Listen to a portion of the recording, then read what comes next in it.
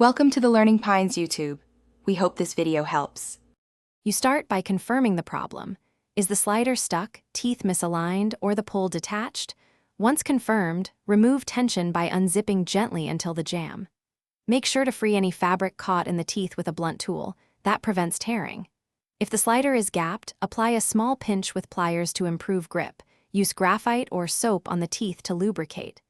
Keep your movements calm. Rushing risks more damage. You now realign the zipper teeth. Feed the fabric flat and use a needle to nudge misaligned teeth into place.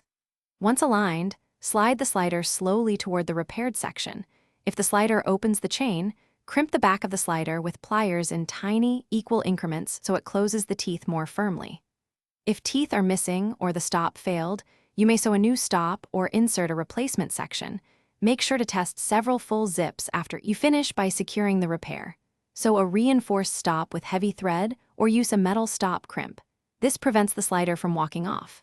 Test the zipper through 5 to 10 full cycles, observing for snags or separation. If the slider still slips despite crimping, swap it with a matching size slider before replacing the entire zipper. This is often faster and cheaper. If problems persist after replacement, the fabric tape or stitching may need professional. Thanks for watching. Consider subscribing if we helped you.